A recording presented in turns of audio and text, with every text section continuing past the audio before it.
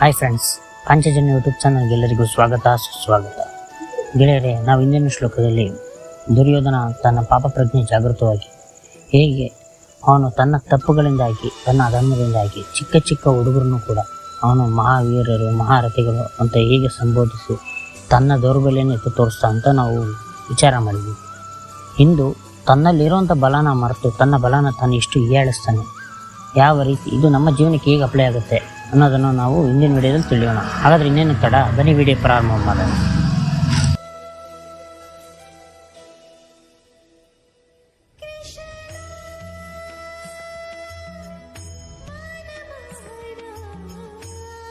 ಅಸ್ಮಾಕಂ ತು ವಿಶಿಷ್ಟ ಏತಾನ್ ವಿಬೋಧ ದ್ವಿಜೋತ್ತಮ ನಾಯಕ ಮಮ ಸೈನ್ಯಸ್ಯ ಸಂಜ್ಞಾರ್ಥಂ ತಾನ್ ಮಬ್ರವೀತೆ. ಈ ಶ್ಲೋಕದ ಅರ್ಥವನ್ನು ನೋಡೋದಾದರೆ, ಓ ದ್ವಿಜೋತ್ತಮ,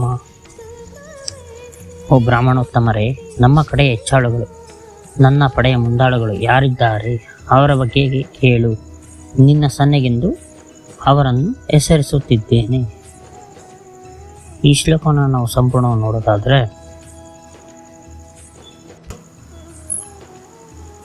ಗೆಳೆಯರೇ, ಈ ಸಂಪೂರ್ಣ ಶ್ಲೋಕವನ್ನು ನಾವು ಸಂಪೂರ್ಣ ವಿಮರ್ಶೆಗೊಳಪಡಿಸಿದಾಗ ನೋಡಿ, ತನ್ನ ದೌರ್ಬಲ್ಯದಿಂದಾಗಿ ಯಾವ ರೀತಿ ಇವನು ಎದುರಿದಾನೆ.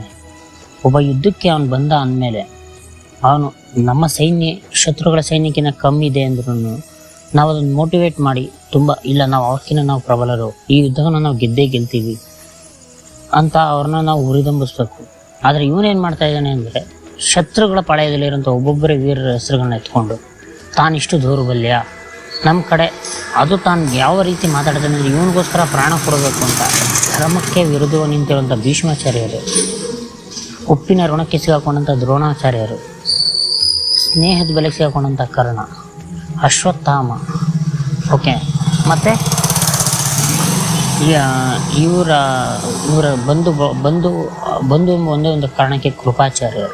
ನಾವು ಅಧರ್ಮ ಯುದ್ಧದಲ್ಲಿ ನಾವು ಯುದ್ಧ ಮಾಡ್ತಾಯಿದ್ದೀವಿ, ಧರ್ಮದ ವಿರುದ್ಧವಾಗಿ ಯುದ್ಧ ಮಾಡ್ತಿದ್ದೀವಿ ಅಂತ ತಿಳ್ಕೊಂಡು ಕೂಡ ಇವನ್ನ ನಂಬಿ ಅವರು ಯುದ್ಧಕ್ಕೆ ಬಂದಿದ್ದಾರೆ. ಅದು ಇವನು ಇಷ್ಟು ವಿಚಾರಗಳನ್ನ ಯಾರ ಹತ್ರ ಮಾತಾಡ್ತಾ ಇದ್ದಾನೆ, ನಾವು ಅದನ್ನು ಕೂಡ ಇಲ್ಲಿ ಒಂದು ಸರಿ ಸ್ವಲ್ಪ ಪರಾಮರ್ಶೆ ಮಾಡಬೇಕಾಗತ್ತೆ. ಇವನು ಸೇನಾಧಿಪತಿಯಾದಂಥ ಭೀಷ್ಮರ ಬಳಿ ಹೋಗಿ ವಿಚಾರಗಳನ್ನ ದುರ್ಯೋಧನ ಮಾತನಾಡಿದ್ದಿದ್ರೆ ಅದಕ್ಕೊಂದು ನ್ಯಾಯಸಮ್ಮತ. ಆದರೆ ಇವನು ಬಂದು ಗುರು ದ್ರೋಣಾಚಾರ್ಯರಲ್ಲಿ ಅವ್ರ ಬಳಿ ಬಂದು ನಿಮ್ಮ ಸನ್ನೆಗೆ ನೋಡಿ, ನಿಮಗೆ ನಾನು ಹೇಳಬೇಕು ಅಂತ ಹೇಳ್ತಾ ಇದ್ದೀನಿ ಅಂತೇಳಿ ತನ್ನ ವೀರರುಗಳ ಬಗ್ಗೆ ತುಂಬ ಹಗುರವಾಗಿ ಮಾತಾಡ್ತಾನೆ. ನಮ್ಮ ಜೀವನದಲ್ಲೂ ಕೂಡ ನಾವು ಇದೇನೆ, ನಮ್ಮನ್ನು ಯಾರು ಗೌರವಿಸ್ತಾರೆ, ನಮ್ಮನ್ನು ಯಾರು ನಂಬಿಕೆಗೆ ಅರ್ಹರಾಗಿರ್ತಾರೋ ನಾವು ತುಂಬ ಬೇಗವಾಗಿ ನಂಬಿಡ್ತೀವಿ. ಬೇಗವಾಗಿ ನಂಬಿ ನಮ್ಮ ಜೀವನದಲ್ಲಿ ಅವರ ತಪ್ಪುಗಳಲ್ಲಿ ಕೂಡ ನಾವು ಭಾಗವನ್ನು ಪಡ್ಕೊಂಡ್ಬಿಡ್ತೀವಿ.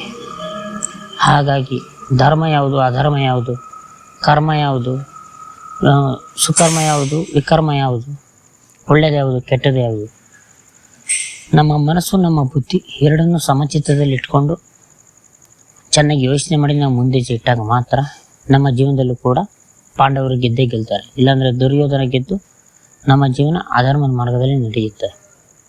ಈ ಶ್ಲೋಕದ ಸಂಪೂರ್ಣ ಸಾರಾಂಶ ಇಷ್ಟೇ.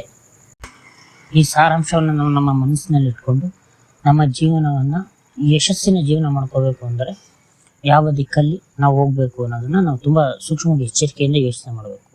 ನಾವಿಲ್ಲಿ ಈ ಕೆಲವೊಂದು ವಿಚಾರದಲ್ಲಿ ನಾವು ದುರ್ಯೋಧನವನ್ನು ನಾವು ಹೊಗಳಬೇಕಾದಂಥ ಸ್ಥಿತಿ ಬರುತ್ತೆ. ಆದರೆ ದುರ್ಯೋಧನ ಹೊಗಳ್ತಾ ಇದ್ದೀವಿ ಅಂತ ದಯವಿಟ್ಟು ಯಾರು ತಪ್ಪು ತಿಳ್ಕೊಳಕ್ಕೆ ಹೋಗಬೇಡಿ. ಇಲ್ಲಿ ದುರ್ಯೋಧನ ಕ್ಯಾರೆಕ್ಟರಲ್ಲಿ ನಾವು ಒಂದ್ಸಾರಿ ಪರಾಕಾಯ ಪ್ರವೇಶ ಮಾಡ್ತೀವಿ. ಕೃಷ್ಣನ ಕೂಡ ನಮ್ಮ ಜೀವನದಲ್ಲಿ ಕಾಣಿಸ್ಕೊಳ್ತಾರೆ, ಅರ್ಜುನನು ಕಾಣಿಸ್ಕೊಳ್ತಾನೆ. ಪ್ರತಿಯೊಬ್ಬರು ಕೂಡ ನಮ್ಮ ಜೀವನದಲ್ಲಿ ನಮ್ಮ ಸಮಯಕ್ಕೆ ಸರಿಯಾದಂಥ ನಮ್ಮಲ್ಲಿ ಕ್ಯಾರೆಕ್ಟರ್ಗಳು ಹೊರಟೆ ಬರ್ತಾ ಇರ್ತವೆ. ಅದು ಶಕುನಿನೇ ಆಗ್ಬೋದು, ಧರ್ಮಕ್ಕೆ ಧೃತರಾಷ್ಟ್ರನೂ ಆಗ್ಬೋದು. ಇದು ಈ ಸಂಪೂರ್ಣ ಶ್ಲೋಕದ ಸಾರಾಂಶ. ದಯವಿಟ್ಟು ಈ ವಿಡಿಯೋನ ಆದಷ್ಟು ಲೈಕ್ ಮಾಡಿ. ಏನಾದರೂ ಇದರಲ್ಲಿ ತಪ್ಪಿದರೆ, ಅಕಸ್ಮಾತ್ ನಿಮ್ಮ ಏನಾದರೂ ಸಲಹೆಗಳಿದ್ದರೆ ದಯವಿಟ್ಟು ಕಮೆಂಟ್ ಮಾಡಿ. ಹಾಗೂ ನಿಮ್ಮ ಫ್ರೆಂಡ್ಸ್ ಹಾಗೂ ನಿಮ್ಮ ಕುಟುಂಬದವರಿಗೆ ಈ ವಿಡಿಯೋನ ಶೇರ್ ಮಾಡಿ. ಹಾಗಾದರೆ ಮತ್ತೆ ಮುಂದಿನ ವಿಡಿಯೋದಲ್ಲಿ ಸಿಗೋಣ. ಅಲ್ಲಿವರೆಗೂ ಜೈ ಹಿಂದ್, ಜೈ ಕರ್ನಾಟಕ, ಜೈ ಶ್ರೀಕೃಷ್ಣ.